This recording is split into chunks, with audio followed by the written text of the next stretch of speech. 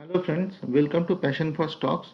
देखिए, यहाँ पर मैं जो भी ओपिनियन रखता हूँ वो मेरा अपना पर्सनल ओपिनियन है। आप किसी भी तरह का इन्वेस्टमेंट डिसीजन लेने से पहले अपने फाइनेंशियल एडवाइज़र से एक बार परामर्श कर लीजिएगा। मैं एक सेबी रजिस्टर्ड एनालिस्ट नहीं हूँ। सो मेरा जो भी यहाँ पर है वो मेरा अपना पर्सनल ओपिनियन है। तो चलिए आज के निफ्टी के मूवमेंट पे एक बार नज़र डाल लेते हैं। देखिए, ये मैंने वीकली चार्ट लगाया हुआ है निफ्टी का। देखिए, ये जो मूवमेंट है, अगर आप देखेंगे यहाँ से एक डाउनफॉल होके फिर यहाँ पे सपोर्ट लेके यहाँ से फिर से ब्रेकआउट दिया था निफ्टी ने। तो वापस आके अभी उसी लेवल पे करंटली ट्रेड कर रहा है। तो अगर वीकली लेवल के हिसाब से देखें तो एक बहुत अच्छा लेवल 14,253 या 300 का बन रहा है। ठीक है, देखिए ये वीकली लेवल है तो 0.5% का एक एरर मार्जिन हम लोग को लेके चलना पड़ेगा। तो 14,400 से 14,253 एक प्रोबेबिलिटी है कि यहाँ पे बॉटम बन सकता है।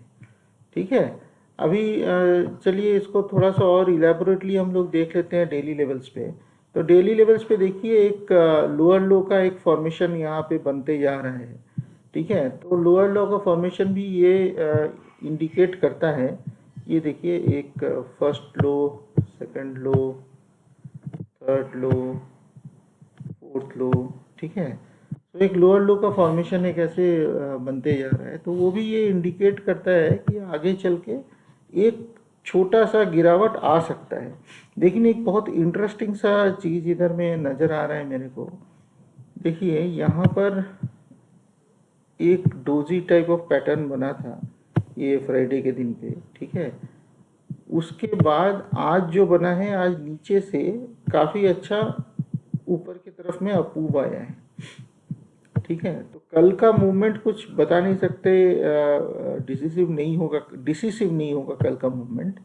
इसलिए क्योंकि यूएस मार्केट वगैरह बंद है। तो कल का मूवमेंट जो भी होगा वो एकमात्र अपने अपने फैक्टर से होगा, मतलब लोकल फैक्टर से होगा, ग्लोबल फैक्टर से उतना ज़्यादा इन्फ्लुएंस नहीं होगा। ठीक है, तो चलिए कल का एक बार हम लोग देख लेते हैं कि कहाँ पे मूवमेंट कर सकता है निफ्टी। देखिए ये 5 मिनट्स का चार्ट मैंने लगा के रखा है। आज देखिए, आज दिन भर इसी में मूवमेंट हुआ है। ठीक है, तो कल एक बहुत ही इजी ट्रेड है हम लोग के लिए। अगर या तो ये फ्लैट खुल के एक बार नीचे आए और यहाँ पे 322 के लेवल पे, 320 के लेवल पे थोड़ा सा होवर करके, ठीक है, ये अगर नीचे की तरफ निकलेगा तो बहुत easily first target 263, first target 15, 263 और सेकंड टारगेट 202। ठीक है, ये सेकंड टारगेट हो गया। सो 15 322 के नीचे हम लोग सेल कर देंगे। ठीक है, प्रोवाइडेड ये 350 के आसपास खुले। ठीक है, उसके बाद अगर मान लीजिए कि खुलने के बाद यहाँ पे एक पॉजिटिव कैंडल बनाता है, तो यहाँ पर लेकिन हम लोगों को अगर 320 के नीचे नहीं आता है तो यहाँ पे हम लोग को फिर से बाइंग नहीं करना है, बिकॉज ये पूरा वॉलेटाइल हो जाएगा यहाँ पे। ठीक है, रैदर अगर हम लोग ये देखें कि यहाँ पे खुल के यहाँ पे अगर इस तरह से 11 साढ़े 11 बजे के बाद इधर ऊपर में जाता है और 384 को क्रॉस करके एक अच्छा यहाँ पे पॉजिटिव कैंडल बनाता है, तो उसके ऊपर हम लोग बिल्कुल बाई कर सकते हैं। और पहला टारगेट जो रहेगा वो 480 के आसपास का टारगेट रहेगा। ठीक है, तो ये हम लोग का निफ्टी का ट्रेड हो गया कल के लिए। और ये बहुत क्लियर कट ट्रेड है, इसमें कोई भी दूसरा कुछ ट्रेड मेरे को नज़र नहीं आ रहा है। ठीक है, चलिए आप देख लेते हैं हम लोग के जो आज के लिए जो मैंने स्टॉक चूज़ किया है, डीबी स्लैब्स मैंने चूज़ किया है। देखिए मैं बार बार एक ही स्टॉक को कुछ ही स्टॉक को इसलिए रिपीट करता हूँ क्योंकि वो अभी लार्ज कैप में सेल लगा हुआ है। ठीक है, अच्छी कंपनीज हैं और कुछ ही स्टॉक्स जो हैं, 5,000 स्टॉक लिस्टेड है और कुछ ही स्टॉक्स उसमें से अच्छे स्टॉक्स हैं। 100-200 स्टॉक अच्छे स्टॉक हैं जो आपको लॉन्ग टर्म में भी एक स्टेबल रिटर्न बना के दे सकता है। ठीक है, तो हम लोग उसी हिसाब से कुछ ही स्टॉक पे कंसंट्रेट करेंगे तो हम लोग का पोर्टफोलियो ज़्यादा अच्छा चलेगा। क्योंकि अगर मान लीजिए आपका 10 लाख का पोर्टफोलियो है और आपने उसमें 60-70 स्टॉक्स भर के रखे हैं और वेटेज उसी हिसाब से है, ठीक है, तो 10 लाख के पोर्टफोलियो में 60 या 70 मान लीजिए आपने स्टॉक्स भर के रखे हैं और इक्वली वेट करके रखा है, तो अगर मूवमेंट कुछ होता भी है ऊपर नीचे तो एक दूसरे को नेगेट कर देगा वो, ठीक है। तो इसीलिए अगर 10 लाख का पोर्टफोलियो है तो 25 या 26 स्टॉक्स मैक्सिमम, उतना काफ़ी होता है, ठीक है। चलिए अब हम लोग आ जाते हैं डिविस लैब्स पे। देखिए ये एक लॉन्ग टर्म पैटर्न है डिविस लैब्स का, ठीक है। उसमें 40,000% का रिटर्न दिया है अभी तक। ROE देखिए बहुत ही हेल्दी है, इंक्रीमेंटल है, 30% पे ROC मेंटेन्ड है, ROE ऑलमोस्ट 20-25% पे मेंटेन्ड है। इसका अगर हम लोग पीयर कंपैरिजन करेंगे तो पी रेशियो डिविस लैब्स का अभी काफ़ी रीजनेबल हो गया है। प्रोमोटर होल्डिंग 52% पे स्टेबल है। म्यूचुअल फंड होल्डिंग 13.68% पे थोड़ा थोड़ा इंक्रीमेंटल है। FIS ने भी ज़्यादा बिकवाली नहीं की है। पब्लिक का होल्डिंग भी कम है, तो इसका मतलब ऑलमोस्ट 90% से आसपास का अप्रोक्सीमेट जो होल्डिंग है वो स्ट्रॉन्ग हैंड्स पे है।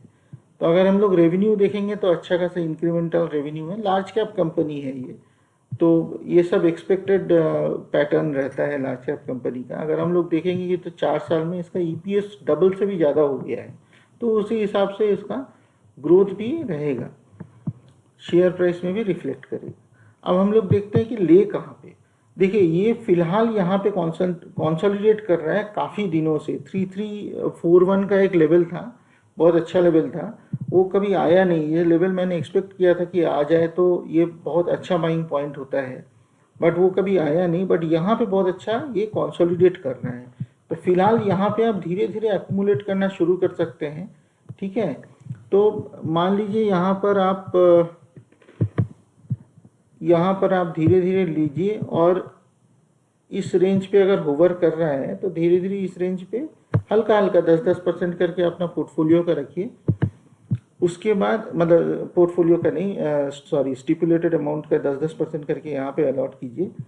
उसके बाद अगर ये ब्रेकडाउन होता है तो यहाँ पे ये 3341 का लेवल जरूर आएगा। वो 3341 के लेवल पे 3455 को अगर ब्रेकडाउन करता है तो 3341 का लेवल आएगा, आना चाहिए।